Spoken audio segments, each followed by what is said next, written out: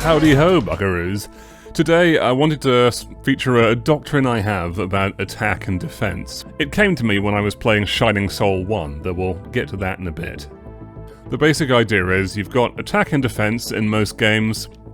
Obviously attack governs how much damage you do, defense governs how much damage you take, and superficially it seems as though they're kind of symmetrical.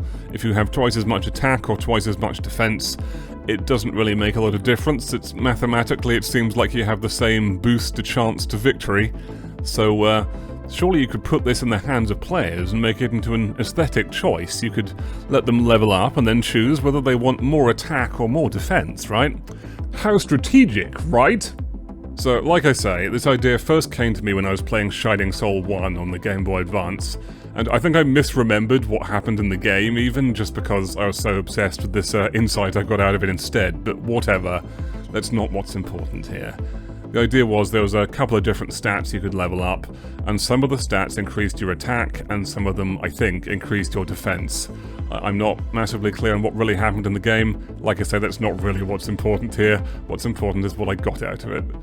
So the problem is that when you're presented with a choice like this between attack and defense, what you're almost always going to want is more attack. It's not actually a symmetrical choice at all, and I'll go over a couple of reasons why it's not.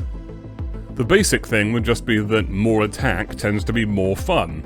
More attack involves hitting more bad guys, which is kind of what you're here to do, and defending is just not really any fun. I mean, even in a game where you have a sophisticated blocking system or something, generally attacking is a lot more fun. Like if you look at Devil May Cry 3 and 5, I guess 4 as well, just even a sophisticated game like Devil May Cry 5 where there's some sophisticated defensive options, by and large the emphasis is on learning new attacks, because attacking is a lot more fun than defending.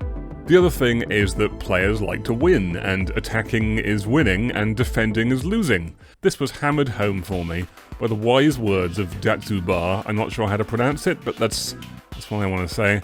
In Shin Megami Tensei 3, Lucifer's Call to me. I'm not sure how to pronounce any of that either. Anyway, Datsuba talks about how attacking is a bright future and defending is a dark future, basically, and you can read the quote there. Truly, Datsuba showed me the wise ways of attack and defense. Thank you, Shin Megami Tensei Nocturne. And maybe the other reason is that attack just makes things go faster. If you've got a character who has high attack and maybe low defense to compensate for it, stuff is gonna happen faster. So if you think of the game in terms of grinding and just squeezing as much XP as you can out of the game in as short as possible a time, having a high attack character is going to be better for you than having a high defense character. I'll also mention a few games I played, even games I like, that I think violate this thing about attack and defense not being symmetrical. So, Ultima Underworld II, God help me, I love you Ultima Underworld II, but this thing of choosing between attack and defense as skills was a real blunder. So Ultima Underworld 2 had a bunch of different skills, and there were things like lockpicking and acrobat that were kind of unimportant. There were spell casting and swords that were pretty good, and then there was attack and defense, just treated as skills. But they're just so much more fundamental anyway. I'll get into that stuff later. The real problem here was giving the player a choice between attack and defense was kind of a blunder in the first place, I think. When attack and defense, neither of those should be in the skill list anyway, but you shouldn't have to choose between them, because normally what I did once I knew they were both useful, I would just max out attack and then max out defense, and the decision wasn't even really interesting. So I think that's the real point here. Giving players a choice between attack and defense is a lot less interesting than it seems. So, thinking like this is what's leading me to do leveling up the way I am doing it in Super Space Galaxy.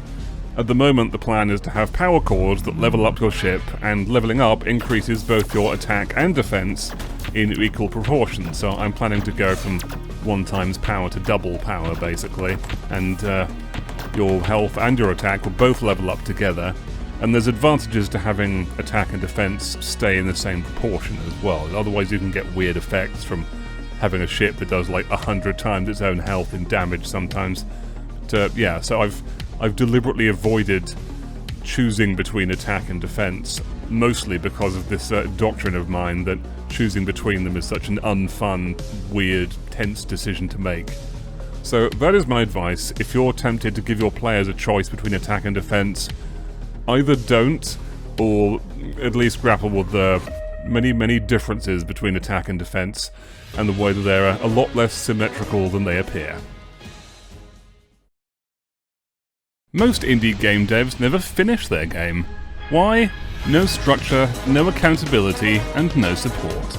That's why I'm opening 5 private coaching spots to help devs get unstuck and finally finish their game. Message me game plan in my Discord and let's chat.